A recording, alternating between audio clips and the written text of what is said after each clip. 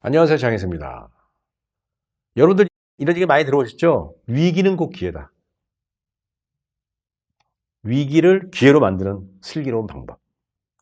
그것이 인생 역전이죠. 자, 부동산 침체기가 시작됐다고 하는 사람이 많습니다. 환율은 오르고요.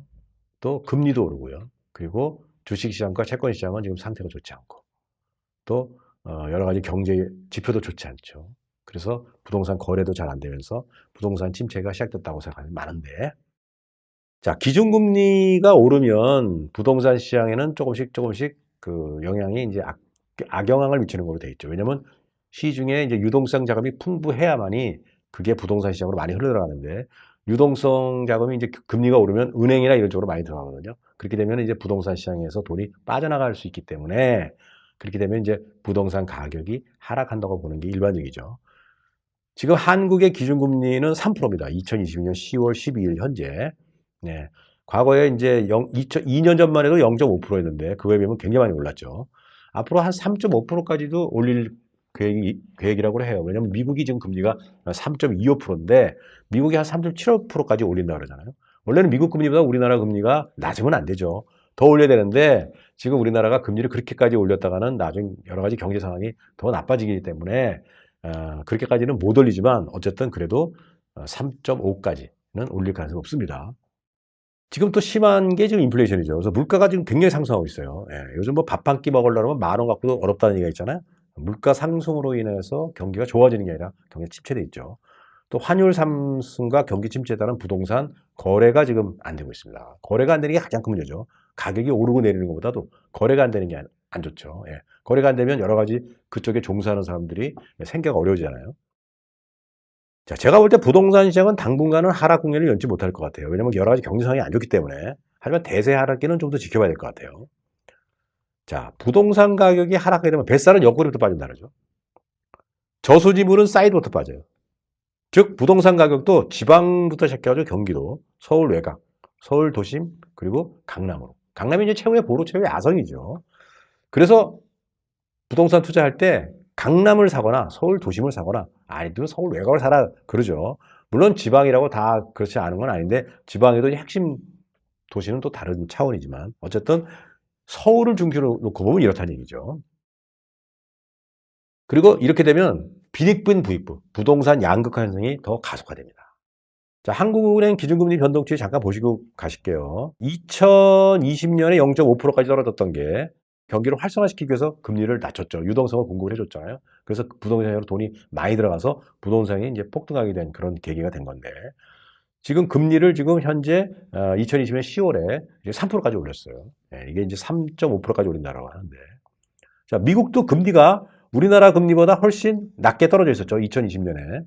그러다가 2022년 들어와서 올리기 시작했죠. 그래서 가파르게 올리고 있습니다. 미국이 그만큼 물가 상승이 심하기 때문에 그렇죠. 그래서 현재로서는 한국과 미국의 기준금리가 역전이 됐다.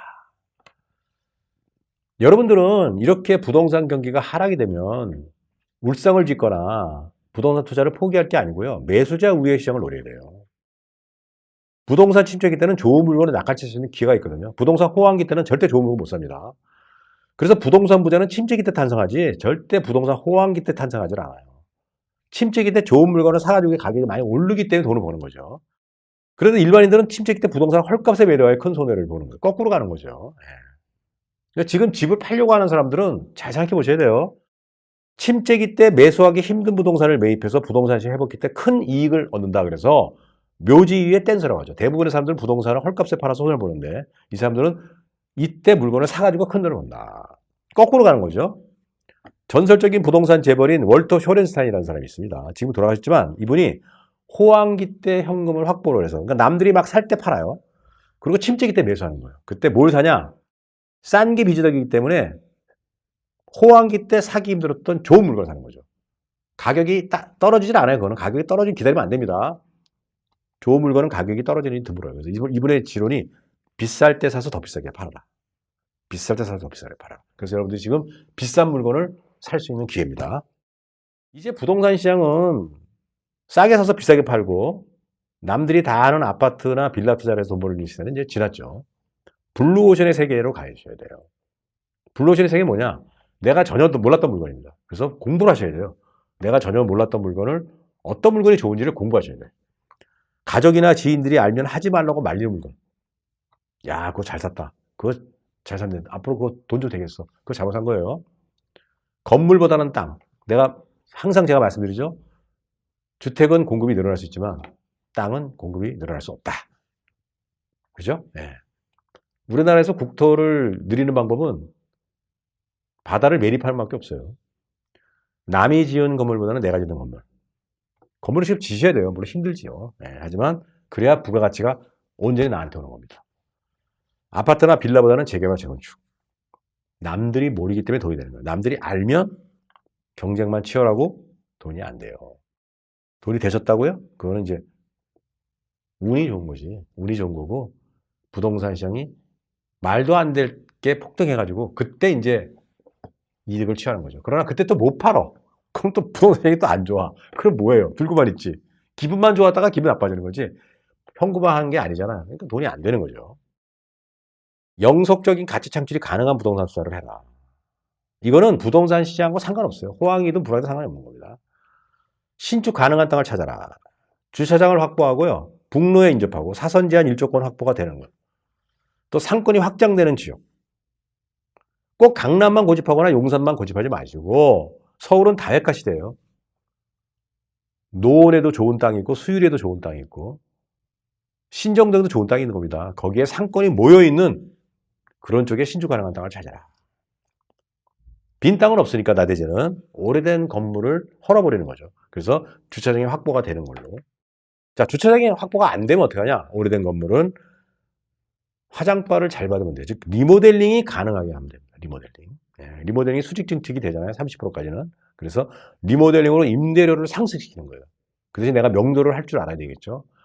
왜냐하면 9억은 내가 전세 끼고나 월세 끼고 사면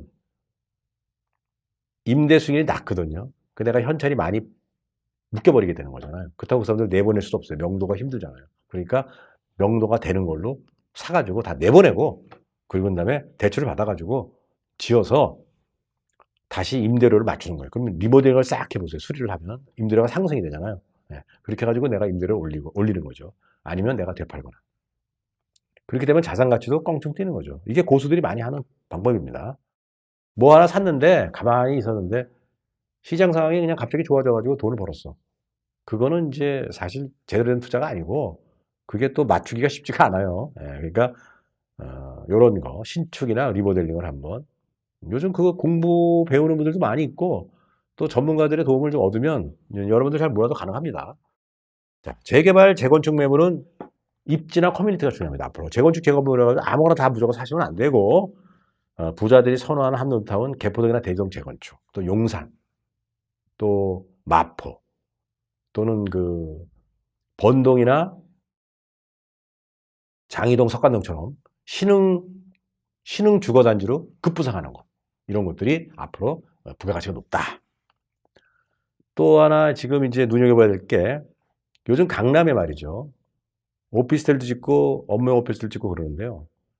아무나 못 사는 것들. 럭셔리한 하이엔드들을 많이 짓는데 그게 왜 그러냐면 이제 그저 그런 비슷비슷한 거에 진짜 돈 많은 사람들은 관심 없는 거예요. 그런 거는 이제 최고 입지에 있잖아요. 그런데 커뮤니티가 굉장히 중요하거든요. 여기 누가 사는가. 뭐 예를 들어 가수 누가 산다더라, 가수 누가 이걸 샀다더라. 이게 되게 중요하잖아요. 그래서 이러한 커뮤니티가 되게 중요한 하이엔드 럭셔리 최고의 입지 부동산에 관심이 많다. 앞으로 시장 상황이 더 안 좋으면 안 좋을수록. 그래서 이게 근데 전세를 끼고 사는 것보다는 월세 창출이 가능한 게 훨씬 더 좋다. 그래서 직주 근접이 돼가지고 월세를 많이 받을 수 있어요. 그러면 월세로 수익도 상당히 높아지기 때문에 그리고 이런 물건들은 아무나 지을 수 없고 또 아무 데서나 지을 수가 없잖아요. 그러니까 물건이 귀해요. 그러니까 앞으로 점점 계속 나오는 게 줄어든단 말이에요. 그러니까 희소가치에서도 가격이 오를 수 있다. 그래서 이런 거에 한번 관심을 가져보시면 여러분들 부동산 침체기 때 여러분들은 기회를 잡아가지고 오히려 더 큰 부자가 될 수 있다는 걸로 그렇게 말씀드립니다.